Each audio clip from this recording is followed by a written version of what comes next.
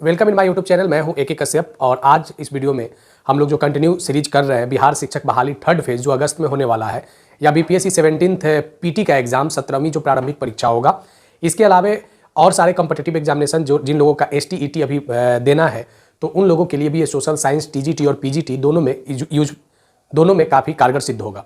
तो आप चलिए मेरे साथ आज प्रैक्टिस करें और इसमें आज का टॉपिक में हम लोग इतिहास को देखेंगे, क्योंकि अभी तक जो सीरीज चल रहा है उसमें इतिहास और साइंस और करंट अफेयर ये तीन सीरीज आपको देखने को मिल रहे होंगे। दूसरे वीडियो को देखने के लिए आप इसी चैनल के प्लेलिस्ट में ज़रूर जाइए और वहाँ प्लेलिस्ट में आपको सारे सब्जेक्ट वाइज आपको टॉपिक मिलेंगे, चाहे वो साइंस का हो, सोशल साइंस का हो, या हिंदी का हो, या करंट अफेयर का हो। चलिए इसकी शुरुआत करते हैं कि बुद्ध का किसके सिक्के पर अंकन हुआ है। बिम किटफिसिस, कनिष्क, नहपान, बुद्धगुप्त। इसका सही आंसर होगा ऑप्शन नंबर बी, कनिष्क के सिक्के पर। किसके सिक्के पर? कनिष्क के सिक्के पर। कनिष्क के सिक्के पर किसका अंकन हुआ है? महात्मा बुद्ध का अंकन हुआ है। कनिष्क महात्मा बुद्ध का अंकन हुआ है। कनिष्क के सिक्के पर किसका अंकन हुआ है? महात्मा बुद्ध का। एक बात और ध्यान रखिएगा कि जो फोर्थ बौद्ध संगति जो हुआ था वह कनिष्क के शासनकाल में ही हुआ था, कश्मीर के कुंडल वन में। कहाँ पे हुआ था? कश्मीर के कुंडल वन में। और आप जानते ही हैं कि कश्मीर के कुंडल वन में ये जो चौथी बौद्ध संगति हुई थी, इस चौथी बौद्ध संगति का अध्यक्ष कौन था? तो वसुमित्र था, आपको पता ही होगा। उपाध्यक्ष कौन था? तो उपाध्यक्ष अश्वघोष था। इतना ध्यान रखिएगा। अब चलिए सेकंड क्वेश्चन करते हैं। और एक बात ध्यान रखिए, अगर अभी तक आपने मेरे चैनल को सब्सक्राइब नहीं किया तो जरूर सब्सक्राइब करके बेल आइकन को दबा दीजिए। चलिए सेकंड नंबर क्वेश्चन को हम लोग यहाँ पे देखेंगे। ऋग्वेद में निम्नांकित में इन नदियों जिनका अफगानिस्तान के साथ आर्यों का संबंध रहा था। ऋग्वेद में सप्त संध्याओं का जिक्र है। ऋग्वेद में सप्त संध्याओं का जिक्र है। सप्त संध्याओं का जिक्र है। और ये सप्त संध्याओं का जो प्रांत पड़ता था ये पंजाब और जो अभी विभाजित पाकिस्तान है, इन इलाकों में ये सप्त संध्याओं का भौगोलिक क्षेत्र आते थे। इसके अलावा ऋग्वेद में अफगानिस्तान का जो जिक्र आता है, अफगानिस्तान में भी दो नदियों का जिक्र हुआ है। तो उसमें अस्कनी, परुशनी, कुंभा, कुर्मु और विपाशा और सूत्रदी। इसका आंसर हो जाएगा सी, कुंभा और क्रुम। कुंभा और क्रुम जो था ये अफगानिस्तान में सिंधु घाटी सब अफगानिस्तान में बहने वाली दो महत्वपूर्ण नदियां था, जिसका जिक्र ऋग्वेद में किया गया है। ठीक है, एक बात और ध्यान रखिएगा कि ऋग्वेद में सर्वाधिक जिस नदी का जिक्र हुआ है वह सिंधु नदी का जिक्र हुआ है। ऋग्वेद में सर्वाधिक जिस नदी का जिक्र हुआ है वह सिंधु नदी का जिक्र हुआ है। ध्यान रखिएगा इस बात को, क्योंकि ऋग्वेद की सर्वप्रमुख नदी सिंधु नदी है। गंगा नदी का जिक्र एक बार और यमुना नदी का जिक्र 3 बार किया गया है ऋग्वेद में। आगे चलिए थर्ड नंबर क्वेश्चन को यहाँ पे देखिए। थर्ड नंबर क्वेश्चन क्या कहता है? श्रीवस्ती का नगर विन्यास किस आकृति पर था? श्रीवस्ती ये महात्मा बुद्ध से संबंधित रहा था। महात्मा बुद्ध ने श्रीवस्ती में ही अपने जो सर्वाधिक जो समय व्यतीत किया था ज्ञान प्राप्ति के बाद, वह सर्वाधिक समय कहाँ व्यतीत हुआ था? श्रीवस्ती में ही। श्रीवस्ती ये उत्तर प्रदेश में अभी वर्तमान में है और उस समय ये श्रीवस्ती का जो आकार था वह अर्धचंद्राकार था। कैसा आकार था? अर्धचंद्राकार, हाफ सर्कल था। श्रीवस्ती का आकार कैसा था? हाफ चंद्राकार था। ठीक है, एक क्वेश्चन यहाँ पे आपको और मिला कि महात्मा बुद्ध का सर्वाधिक जो ज्ञान प्राप्ति के बाद जो जीवन बीता था वह कहाँ बीता था? श्रीवस्ती में ही। चलिए 4 नंबर क्वेश्चन करते हैं। यापनीय किसका एक संप्रदाय था? यापनीय। 4 नंबर क्वेश्चन यहाँ देखिए, यापनीय किसका एक संप्रदाय था? बौद्ध धर्म, जैन धर्म, शैव धर्म। शैव धर्म का मतलब कि जो भगवान शिव से संबंधित हो। वैष्णव धर्म, ठीक है, और कहीं कहीं इसको आपको मिलेगा भागवत धर्म। जैसे अगर आप गुप्त काल वगैरह पढ़ेंगे तो वहाँ पे आपको भागवत धर्म का यहाँ पे जिक्र आएगा। तो यापनीय जो संप्रदाय था ये पार्ट था जैन धर्म का, लेकिन जैन धर्म भी मुख्यतः बटा हुआ था 2 भागों में। एक श्वेतांबर, इसे क्वेश्चन किया भी हुआ है, एक श्वेतांबर और एक दिगंबर। इसके बारे में तो हम लोग कर भी चुके हैं कि दिगंबर वे लोग हुए जो मगध में रह गए थे अकाल के समय, जो 12 वर्षों तक अकाल आया था मगध में, तो मगध में जो रह गए वो दिगंबर हो गए। और जो भद्रबाहु वाला जो कर्नाटक चले गए थे और 12 वर्षों के बाद जब वो लौटे तो श्वेत वस्त्र धारण करके लौटे, और ये श्वेत वस्त्र वाले क्या कहलाए? श्वेतांबर कहलाए। और इन्हीं का एक शाखा है यापनीय संप्रदाय। किसका शाखा है? यहाँ पे ध्यान रखिएगा, यापनीय संप्रदाय बौद्ध धर्म के श्वेतांबर से संबंधित। ठीक है, चलिए नेक्स्ट देखिए, यही बात का यहाँ पे स्टेटमेंट भी है। प्रथम गुप्त शासक जिसने परम भागवत की उपाधि धारण किया था। परम भागवत की उपाधि चंद्रगुप्त प्रथम, समुद्रगुप्त, चंद्रगुप्त द्वितीय या श्रीगुप्त। इसका आंसर हो जाएगा सी नंबर, चंद्रगुप्त द्वितीय ने परम भागवत की उपाधि धारण किया था। 6 नंबर क्वेश्चन चलिए यहाँ पे कीजिए, लेकिन थोड़ा सा यहाँ व्याख्या देख लीजिए। परम भागवत की उपाधि धारण करने वाला चंद्रगुप्त द्वितीय और समुद्रगुप्त से संबंधित कुछ स्टेटमेंट है। विष्णुपद पर्वत पर विष्णु ध्वज का स्थापना किया। विष्णुपद पर्वत पर विष्णु ध्वज का स्थापना किया। यहाँ पे अधिकांशतः जो शासक का जिक्र आता है गुप्त काल में वह भागवत संप्रदाय से ही आता है, भागवत संप्रदाय। वैष्णव धर्म गुप्त शासकों का व्यक्तिगत धर्म था और चंद्रगुप्त द्वितीय और समुद्रगुप्त के द्वारा जारी किए गए सिक्कों में विष्णु के वाहन गरुड़ की आकृति खुदाई में मिला है। क्या में मिला है? खुदाई में मिला है। किसकी आकृति मिला है? गरुड़ की। और किसका वाहन है? विष्णु का वाहन गरुड़ है। ठीक है, तो ये चंद्रगुप्त द्वितीय तथा समुद्रगुप्त के समय का एविडेंस है। वैष्णव धर्म के शंख, चक्र, गदा और पद्म गुप्तकालीन सिक्कों पर मिलता है। गुप्तकालीन महत्वपूर्ण अभिलेख स्कंद गुप्त के जूनागढ़ और बुद्ध गुप्त के एरन अभिलेख में, देखिए यहां पे भी ये मार्केबल पॉइंट है। गुप्त काल के महत्वपूर्ण अभिलेख कौन कौन है? गुप्त काल के महत्वपूर्ण अभिलेख में एक है जूनागढ़ अभिलेख। जूनागढ़ अभिलेख में किसका चर्चा हो रहा है? स्कंद गुप्त का चर्चा हो रहा है। और दूसरा यहां देखिए बुद्ध गुप्त का एक है एरन अभिलेख। एरन अभिलेख में किसका चर्चा हो रहा है? बुद्ध गुप्त का चर्चा हो रहा है। ठीक है, चलिए नेक्स्ट क्वेश्चन को हम लोग करेंगे। प्राचीन भारतीय साहित्य में पाणिनि और पतंजलि जो ख्याति प्राप्त नाम है, यह शुंग राजवंश के समय फूले फले थे। ठीक है, अच्छा एक बात यहां पे और कर लीजिए जरा, जब पाणिनि को हम लोग देख रहे हैं तो पाणिनि ने एक किताब लिखा था, उस किताब का नाम था अष्टाध्यायी। क्या नाम था? पाणिनि की उस बुक का नाम क्या था? अष्टाध्यायी। ध्यान रखिएगा, पाणिनि की उस बुक का नाम क्या था? अष्टाध्यायी। और पतंजलि ने क्या लिखा था? पतंजलि ने महाभाष्य पर टीका लिखा था। ध्यान रखिएगा, यह भी महत्वपूर्ण है। पतंजलि ने क्या लिखा था? महाभाष्य पर क्या लिखा था? टीका लिखा था। ठीक है, और अष्टाध्यायी जो है ये आपकी व्याकरण की पहली किताब है। और एक और बात जब यहाँ पे आप देख रहे हैं तो एक इसको डिक्शनरी के रूप में एक लाया गया, वो निरुक्त कहलाया। और निरुक्त किसने लिखा था? तो यास्क ने लिखा था। ध्यान रखिएगा, निरुक्त किसने लिखा था? यास्क ने लिखा था। शुंग वंश के समय ये लोग ख्याति प्राप्त थे। कौन कौन? पाणिनि और पतंजलि। प्रश्न पूछता है बीपीएससी में, ये क्वेश्चन पूछा भी गया है कि पतंजलि किसके दरबार में थे, किस वंश के दरबार में थे, पाणिनि किसके दरबार में थे, और किताब से भी पूछा जाता है। तो महाभाष्य पर टीका पतंजलि और अष्टाध्यायी पर टीका पाणिनि ने लिखा था। इस बात को ध्यान रखिएगा। चलिए आगे देखिए क्वेश्चन। आगे क्वेश्चन है कि महान जैन विद्वान हेमचंद्र किसके सभा में अलंकृत करते थे? जैन से संबंधित है अमोघवर्ष, कुमारपाल, सिद्धराज, विद्याधर। इसका आंसर हो जाएगा option number B, Kumarpal. Hemchandra Suri जो थे ये कुमारपाल के दरबार में रहते थे। हेमचंद्र सूरी जैन धर्मावलंबी थे हेमचंद्र सूरी। आइए हेमचंद्र सूरी के बारे में कुछ व्याख्या को जरा देख लीजिए। हेमचंद्र सूरी भारतीय जैन विद्वान थे। पहला पॉइंट, हेमचंद्र सूरी भारतीय जैन विद्वान थे। ये व्याकरण विधि और इतिहासकार और दार्शनिक हेमचंद्र सूरी थे। हेमचंद्र सूरी का जन्म गुजरात में हुआ था। सिद्धराज जयसिंह के उत्तराधिकारी कुमारपाल के ये सलाहकार थे। सिद्धराज जयसिंह के उत्तराधिकारी कुमारपाल के ये क्या थे? सलाहकार थे। कौन? हेमचंद्र सूरी। तो ये रहा आपका हेमचंद्र सूरी से संबंधित कुछ महत्वपूर्ण फैक्ट। आइए जरा, कुमारपाल हेमचंद्र को अपना आध्यात्मिक गुरु मानते थे। 6 नंबर क्वेश्चन देखिए यहाँ पे। गीत गोविंद महत्वपूर्ण किताब है। गीत गोविंद के रचनाकार कौन है? गीत गोविंद के जब रचनाकार का प्रश्न आता है तो गीत गोविंद के रचनाकार है जयदेव। गीत गोविंद के रचनाकार कौन है? तो गीत गोविंद के रचनाकार है जयदेव। ठीक है, जयदेव ने कौन सा किताब लिखा था? गीत गोविंद। अब देखिए ये गीत गोविंद में भगवान कृष्ण और राधा का प्रेम प्रसंग का जिक्र किया गया है। कृष्ण और राधा का। ठीक है, अब आगे चलिए देखिए इसका व्याख्या। बंगाल के शासक लक्ष्मण सेन के दरबारी कवि थे जयदेव। यहां से भी क्वेश्चन राइज हो सकते हैं। बंगाल के शासक लक्ष्मण सेन के दरबारी कवि थे जयदेव और इन्होंने क्या लिखा था? गीत गोविंद। क्या लिखा था? गीत गोविंद। यह काव्य जो है ये राधा कृष्ण के प्रेम पर आधारित है। यह 12वीं सदी के महान संस्कृति कविता और बंगाल के सैन्य शासक लक्ष्मण सेन के ये समकालीन थे जयदेव। आगे देखिए यहाँ पे जयदेव के बारे में। जयदेव ने पहले संन्यास लिया, लेकिन फिर बाद में सन्यासी बनने के बाद इन्होंने पद्मावती नामक एक महिला के साथ इन्होंने शादी कर लिया था। स्त्री से प्रेम हुआ था पद्मावती नामक, और ये पद्मावती नामक जो महिला जो थी ये जगन्नाथपुरी की ये मतावलंबी था। ठीक है, मतावलंबी थी, जगन्नाथपुरी की मतावलंबी थी। ठीक है, यह भी कृष्ण भक्ति ही थी। तो ये इनको फिर ये बाद में पारिवारिक संसार में लौट आए थे। तो गीत गोविंद जयदेव ऐसे पूछा नहीं गया जयदेव की पत्नी का नाम, लेकिन याद रखिएगा इनकी जयदेव की पत्नी का नाम पद्मावती था।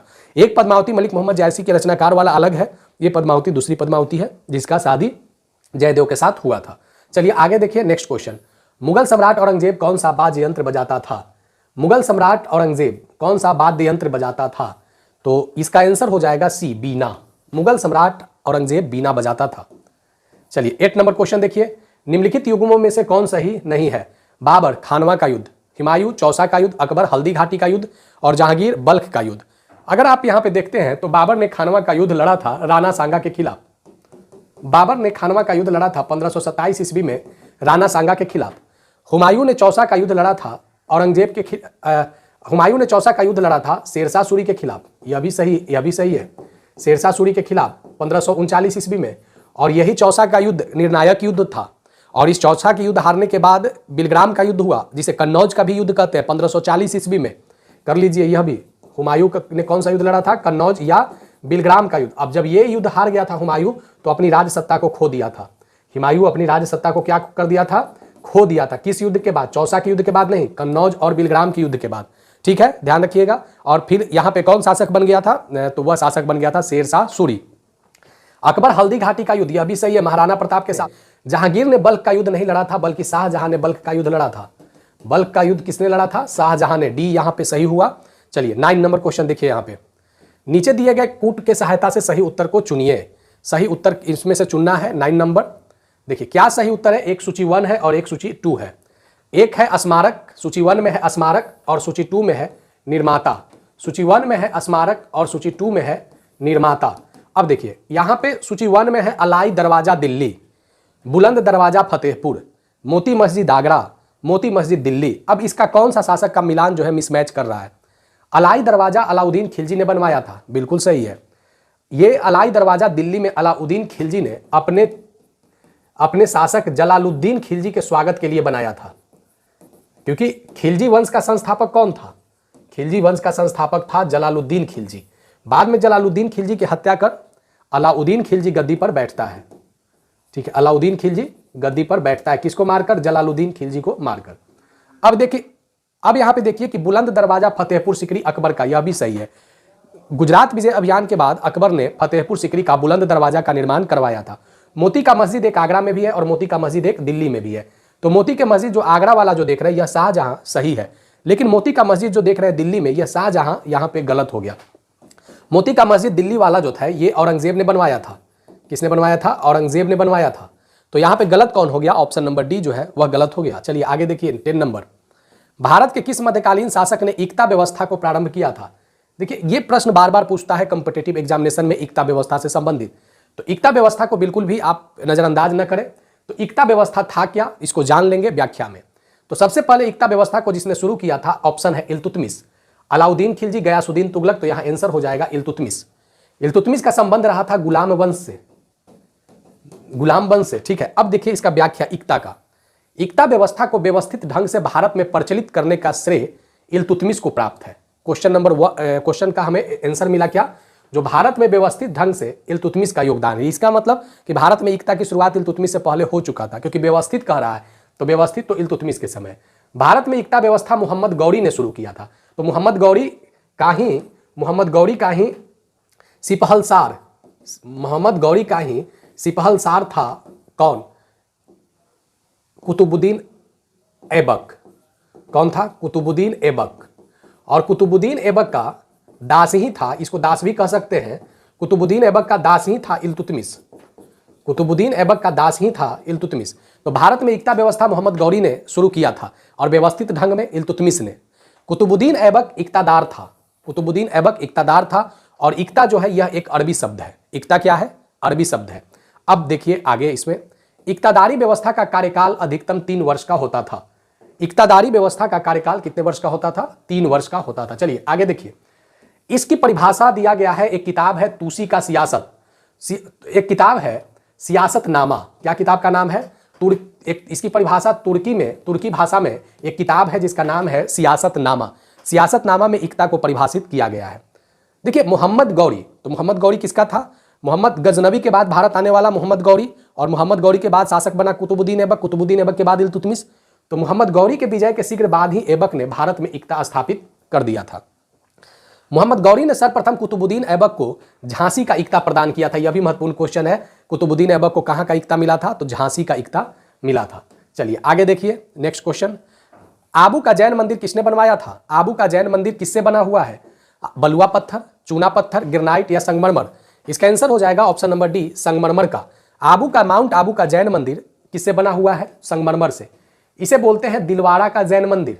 क्या बोलते हैं, दिलवाड़ा का जैन मंदिर। आगे देखिए नेक्स्ट क्वेश्चन, देखिए स्टेटमेंट, आबू का दिलवाड़ा जैन मंदिर संगमरमर का बना हुआ है। और कभी कभी इसके शासक से भी प्रश्न पूछते हैं। तो शासक का अगर पूछे तो ये सोलंकी वंश के शासक, जो गुजरात के चालुक्य के सोलंकी वंश के शासक भीमदेव प्रथम ने, किसने, भीमदेव प्रथम ने इसका निर्माण करवाया था संगमरमर से। चलिए आगे देखिए, चित्तौड़ का कीर्ति स्तंभ किसने बनवाया था। चित्तौड़ का कीर्ति स्तंभ किसने बनवाया था, राणा सांगा, राणा कुंभा, राणा प्रताप, राणा उदय सिंह। इसका आंसर हो जाएगा चित्तौड़ का कीर्ति स्तंभ राणा कुंभा ने बनवाया था। आइए व्याख्या देखते हैं, इसका व्याख्या क्या है। सिसोदिया वंश के शासक राणा कुंभा ने मालवा के शासक को परास्त करके चित्तौड़ का कीर्ति स्तंभ का स्थापना करवाया था। सिसोदिया वंश के शासक किसको, राणा कुंभा ने मालवा के शासक को परास्त करके चित्तौड़ में कीर्ति स्तंभ का स्थापना करवाया था? नेक्स्ट क्वेश्चन देख 13 नंबर क्वेश्चन देखिए कि निम्नलिखित में से कौन सा एक कथन सही नहीं है? निम्नलिखित में से कौन सा एक कथन सही नहीं है? खुलकाबाद औरंगजेब का मकबरा, फतेहपुर सीकरी शेख सलीम चिश्ती का मकबरा, आगरा एतमुद्दौला का मकबरा, दिल्ली अब्दुल रहीम खान खाना का मकबरा। यहां पे जो सही नहीं है, तो इस क्वेश्चन को जब आप देखेंगे तो खुलकाबाद औरंगजेब का मकबरा सही है, फतेहपुर सीकरी शेख सलीम चिश्ती का मकबरा यह भी सही है, आगरा में एतमुद्दौला का मकबरा यह भी सही है, और दिल्ली में अब्दुल रहीम खान खाना का मकबरा यह भी सही है।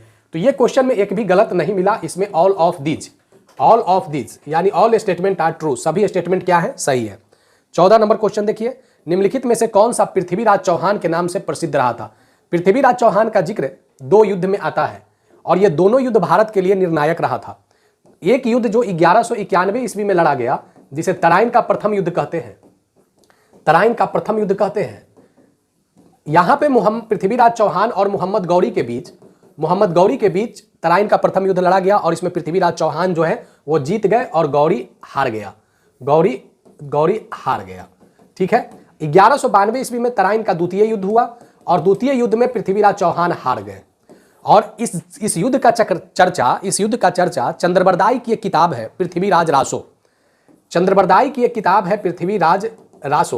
पृथ्वीराज रासो, उसमें इस युद्ध का बखूबी चर्चा किया गया है कि कैसे तराइन का प्रथम युद्ध और तराइन का द्वितीय युद्ध हुआ है। चलिए आगे देखिए 15 नंबर। तो हाँ, यहां पे आंसर क्या होगा? पृथ्वीराज चौहान को एक और नाम से जाना जाता था, पृथ्वीराज तृतीय के नाम से। चलिए 15 नंबर देखिए, अजमेर के शासक पृथ्वीराज तृतीय ही पृथ्वीराज चौहान के नाम से प्रसिद्ध थे। 15 नंबर देखिए यहाँ पे, निम्नलिखित में से किसने असहयोग आंदोलन में समर्थन दिया परंतु उसका परिणाम नहीं देख पाए थे? बाल गंगाधर तिलक, लाला लाजपत राय, मोतीलाल नेहरू, चित्तरंजन दास। इसका आंसर हो जाएगा असहयोग आंदोलन में समर्थन दिया तो बाल गंगाधर तिलक की मृत्यु भी हो जाती है 1920 में। असहयोग आंदोलन की जो प्रस्ताव की स्वीकृति मिला था वह 1 अगस्त 1920 को। लेकिन एक बात को ध्यान रखिएगा, according SCERT Bihar text book के अनुसार यह आंदोलन की शुरुआत बिहार टेक्स्ट बुक लिखता है 1 जनवरी 2021 को। आंदोलन का प्रस्ताव 1 अगस्त 1920 में, लेकिन आंदोलन की शुरुआत 1 जनवरी 1921 में। ठीक है, तो इस पे ज्यादा कंफ्यूजन नहीं खड़ा करना है कि इसका अगस्त ही 1920 होगा। तो ध्यान रखिएगा, इसमें दोनों डेट इसीलिए हम मेंशन कर दिए हैं। और ये 5 फरवरी 1922 को एक घटना आपको याद ही होगा असहयोग आंदोलन से रिलेटेड, जो चौरी चौरा कांड कहलाया था। बाद में महात्मा गांधी ने 12 फरवरी 1922 को इस आंदोलन को पूर्णतः बंद कर दिया था। बाल गंगाधर तिलक की निधन हो गया था असहयोग आंदोलन से पहले, तो ये नहीं देख पाए थे। 17 नंबर देखिए कि भारतीय स्वाधीनता आंदोलन के सरकारी इतिहासकार कौन थे? RC Majumdar, Tarachand, BD Savarkar, SN Sen. भारतीय स्वाधीनता आंदोलन के सरकारी इतिहासकार थे SN सेन। आइए देखिए जरा SN सेन के बारे में। 1857 में प्रकाशित एक भारतीय स्वतंत्रता आंदोलन की सरकारी पुस्तक जिसका लेखक है SN सेन। महत्वपूर्ण क्वेश्चन है, यह भी पूछता है। और ये भारतीय स्वतंत्रता आंदोलन की सरकारी पुस्तक के रचनाकार कौन है? SN सेन। चलिए आगे देखिए 18 नंबर, निम्नलिखित में से कौन होम रूल आंदोलन से नहीं जुड़े हुए थे? CR दास, सुब्रमण्यम अय्यर, एनी बेसेंट, बाल गंगाधर तिलक। इसका आंसर हो जाएगा CR दास।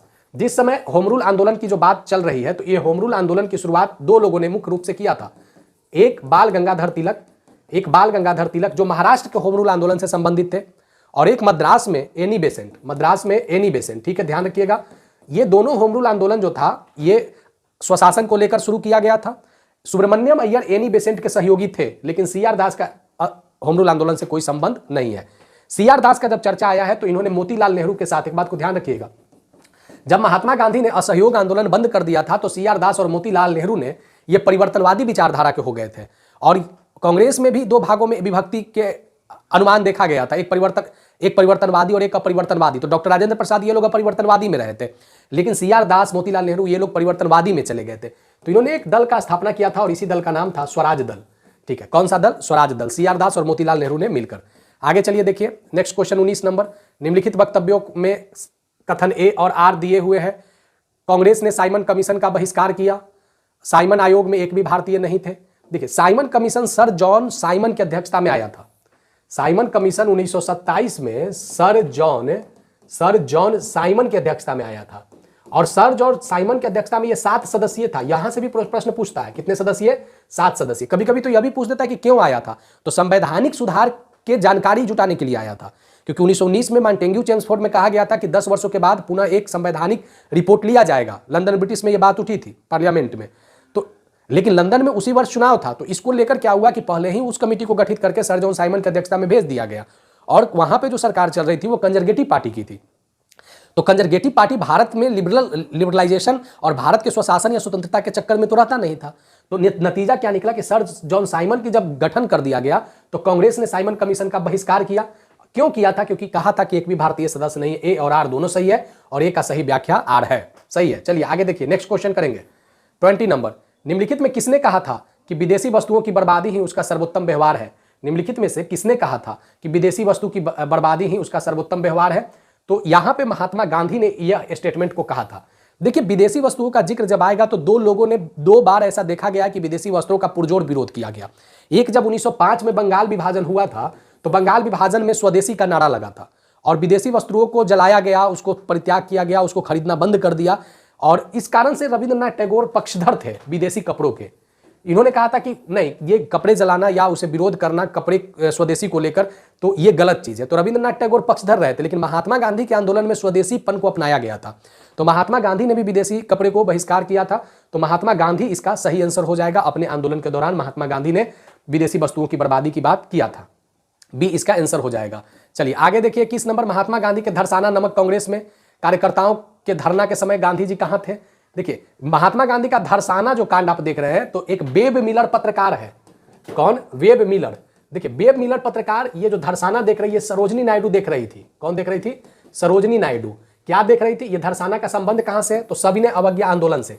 सविनय अवज्ञा आंदोलन का मूल परिपाटी क्या था? सविनय अवज्ञा आंदोलन का मूल परिपाटी क्या था? नमक सत्याग्रह से। और धरसाना समुद्र के तट पर है। नमक कर को लेकर सरोजनी नायडू ने यहां पे आंदोलन को चलाया था। तो जब धरसाना में काफी विभत्स आंदोलन भी हुआ था, अंग्रेज सिपाहियों ने जबरदस्त यहां पे मारपीट किया था, लेकिन एक भी सत्याग्रहियों ने चू तक अंग्रेजों के विरुद्ध नहीं बोला था, क्योंकि वे नहीं चाहते थे, क्योंकि महात्मा गांधी का आह्वान था कि 5 फरवरी 1922 की घटना का आरोप पुनः दोहराया न जाए।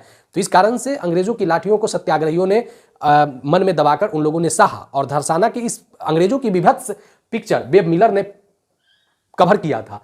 तो उस समय महात्मा गांधी कहां थे? तो यरवदा जेल में थे। महात्मा गांधी को अरेस्ट कर लिया गया था सविनय अवज्ञा आंदोलन के दौरान, तो यरवदा जेल में थे। चलिए आगे देखिए, कृषक विद्रोह के संदर्भ में सही सुमेलित है। यहीं से हम लोग सुमेलित कर लेंगे। सही सुमेलित क्या है? कुकी विद्रोह, कुका विद्रोह, पाबना कृषि विद्रोह, बिरसा मुंडा विद्रोह। तो बिरसा मुंडा अविभाजित बिहार से संबंधित रहे थे। अब देखिए यहां पे कुकी विद्रोह जो था ये त्रिपुरा में, और कुका विद्रोह पंजाब में, पाबना कृषि विद्रोह बंगाल में। अब देख लीजिए, ए का 4 हो गया, यही कर लेते हैं। ए का 4 हो गया, बी का 1 हो गया, सी का 2 हो गया, और डी का 3 हो गया। यही इसका करेक्ट स्टेटमेंट हुआ। अब आइए यहां पे 23 नंबर देखिए, निम्नलिखित सूची 1 से सूची 2 को सुमेलित करते हुए सही उत्तर का चयन करें। इस तरीके का क्वेश्चन है। तो देखिए यहां पे झांसी मौलवी अहमद शाह, लखनऊ अजीमुल्ला खान, कानपुर बेगम हजरत महल, फैजाबाद रानी लक्ष्मीबाई। झांसी रानी लक्ष्मीबाई, लखनऊ बेगम हजरत महल, बी का 3 हो गया, कानपुर हो गया अजीमुल्ला खां, और फैजाबाद हो गया मौलवी अहमद शाह। ये ए नंबर जो है वह सही है। अब आइए आगे देखिए यहाँ पे नेक्स्ट क्वेश्चन को। नेक्स्ट क्वेश्चन क्या कहता है? 24 नंबर, निम्नलिखित घटनाओं के कालक्रम के अनुसार व्यवस्थित करें और अपना उत्तर दिए गए कूट की सहायता से चुनिए। 24 नंबर देखिए, निम्नलिखित घटनाओं में सबसे पहले अंतरिम सरकार का गठन, दूसरा है कैबिनेट मिशन का पहुंचना, तीसरा है मुस्लिम लीग द्वारा सीधी कार्रवाई करना, और जिन्ना के द्वारा शिमला कांग्रेस का विध्वंस करना। इसमें सबसे पहले जो घटना क्या घटी थी? तो सबसे पहले जो घटना घटी थी द्वारा शिमला कांग्रेस विध्वंस, ये पहला घटना है। डी नंबर 14 जुलाई 1945, इसका पहला डी का हो गया 14 जुलाई 1945। उसके बाद बी है कैबिनेट मिशन का भारत पहुंचना। कैबिनेट मिशन का भारत, ये इस तरीके के क्वेश्चन पूछते हुए 24 मार्च 1946। उसके बाद सी होगा। सी क्या है? मुस्लिम लीग द्वारा सीधी कार्रवाई करना, जिसे कहते हैं प्रत्यक्ष कार्रवाई दिवस। तो यह हुआ 14 अगस्त 1946। 14 अगस्त 1946। अंतरिम सरकार का गठन, यानी कैबिनेट मिशन योजना के तहत अंतरिम सरकार का गठन, यहां पे हो गया 24 अगस्त 1946। ध्यान रखिएगा, 24 अगस्त 1900। इसके एक बार कर लेते हैं। जिन्ना द्वारा शिमला कांग्रेस का विध्वंस 14 जुलाई 1945, कैबिनेट मिशन का भारत पहुंचना 24 मार्च 1946, मुस्लिम लीग की सीधी कार्रवाई 14 अगस्त 1946, अंतरिम सरकार का गठन 24 अगस्त 1946। आगे देखिए 25 नंबर, निम्नलिखित में से किस आंदोलन में महात्मा गांधी ने पहली बार भूख हड़ताल का प्रयोग हथियार के रूप में किया था? इसका आंसर हो जाएगा अहमदाबाद का सत्याग्रह। अहमदाबाद के सत्याग्रह में ही महात्मा गांधी ने पहली बार भूख हड़ताल की शुरुआत किया था। यह कब हुआ था? तो 1918 में। 1917 में महात्मा गांधी का चंपारण सत्याग्रह, महात्मा गांधी का चंपारण सत्याग्रह जो 3 कठिया पत्ती से था। 1918 में महात्मा गांधी का 2 आंदोलन, एक अहमदाबाद आंदोलन और एक खेरा आंदोलन। ठीक है, एक अहमदाबाद आंदोलन और एक खेरा आंदोलन। चलिए आगे देखिए, अहमदाबाद में मिल मजदूरों का था। निम्नलिखित संगठनों में से किसने शुद्धि आंदोलन के समर्थक थे? शुद्धि आंदोलन का जो संचालन किया गया था, ये जो हिंदू से मुस्लिम कन्वर्ट हुए थे, हिंदू से मुस्लिम बने थे और मुस्लिम से फिर इनको हिंदू बनाना था, तो इसको लेकर शुद्धि आंदोलन चलाया गया। और ये शुद्धि आंदोलन चलाया था आर्य समाज ने। और आर्य समाज के संस्थापक कौन थे? दयानंद सरस्वती। वेदों की ओर लौटो, सरस्वती, वेदों की ओर लौटो इनका नारा था, वेदों की ओर लौटो। और दयानंद सरस्वती का जो बचपन का नाम था वो मूल शंकर था। दयानंद सरस्वती का बचपन का नाम क्या था? मूल शंकर था। ठीक है, तो ये 1875 में आर्य समाज का स्थापना किया गया था और शुद्धि आंदोलन को आर्य समाज ने ही चलाया था। स्थानीय 28 नंबर क्वेश्चन देखिए, स्थानीय स्वशासन का जन्मदाता कौन है जिसने प्रोत्साहित किया था? तो इसका आंसर हो जाएगा लॉर्ड रिपन। लॉर्ड रिपन जो है वह क्या है? स्थानीय स्वशासन का जन्मदाता है। देखिए यहाँ पे लॉर्ड रिपन के शासनकाल में भारतीय सुशासन को पुनः प्रोत्साहित किया गया। पहली बार जनगणना की भी जो रिकॉर्डेड जनगणना की जो आया था जिक्र, वो रिपन के समय। लेकिन लॉर्ड मेयो के शासनकाल में यह स्थानीय स्वशासन की शुरुआत किया गया था, प्रोत्साहित हुआ था लॉर्ड मेयो के काल में। और इसको जो व्यवस्थित ढंग मिला वो लॉर्ड रिपन के काल में। पहली बार जनगणना भी हुई थी लॉर्ड मेयो के काल में, लेकिन पहली बार जो रिकॉर्ड में आंकड़ा में जो जनगणना आया था वो रिपन के काल में। लॉर्ड मेयो को अफगानियों ने इसके ऑफिस में अंडमान में ही मार दिया था गोली। यहां भी एक प्रश्न है कि किस गवर्नर जनरल को गोली मारा गया था? तो किस वायसराय को गोली ऑफिस में ही मारा गया था? तो लॉर्ड मेयो को। ठीक है, ध्यान रखिएगा। चलिए आगे देखिए नेक्स्ट क्वेश्चन, और ये आपका 29 नंबर क्वेश्चन है। इंडिया इन डिवाइडेड पुस्तक के लेखक कौन है? तो डॉक्टर राजेंद्र प्रसाद। बहुत बार इस क्वेश्चन को रिपीट भी किया है, डॉक्टर राजेंद्र प्रसाद। चलिए सूची 1 को सूची 2 से मिलान करें और रचनाकार से संबंधित एक मिलान को गलत ढूंढें। बंकिम चंद्र चटर्जी आनंदमठ राइट है। माइकल मधुसूदन दास कैप्टिव लेडी और रविंद्रनाथ टैगोर ने गोरा, यह भी सही। और अबुल कलाम आजाद ने द ब्रोकन विंग, यही गलत है। द ब्रोकन विंग जो लिखा गया था यह सरोजनी नायडू का है। किसका है? सरोजनी नायडू का है ब्रोकन विंग। और सरोजनी नायडू को स्वर कोकिला भी कहा जाता था। और स्वतंत्र भारत की पहली ये महिला राज्यपाल बनने का श्रेय भी सरोजनी नायडू को ही जाता है, जो उत्तर प्रदेश की पहली महिला राज्यपाल बनी थी। अब बताइएगा। और इसके साथ ही हम लोग एंड करते हैं। 30 क्वेश्चन यहाँ पे प्रैक्टिस हुआ है। और इसके साथ ही अगर आप प्लेलिस्ट में जाइए और वहाँ पे भी आप प्रैक्टिस कीजिए, जो बीपीएससी शिक्षक बहाली हो, बीपीएससी 17वीं हो या अन्य प्रतियोगी परीक्षाओं से संबंधित अगर आप हैं, तो एनसीईआरटी और एससीईआरटी आधारित प्रश्नों की इस सीरीज में अगर अभी तक आपने सब्सक्राइब नहीं किया तो जरूर सब्सक्राइब करके बेल आइकन को दबा दीजिए। मिलेंगे नेक्स्ट टॉपिक नेक्स्ट वीडियो में। धन्यवाद।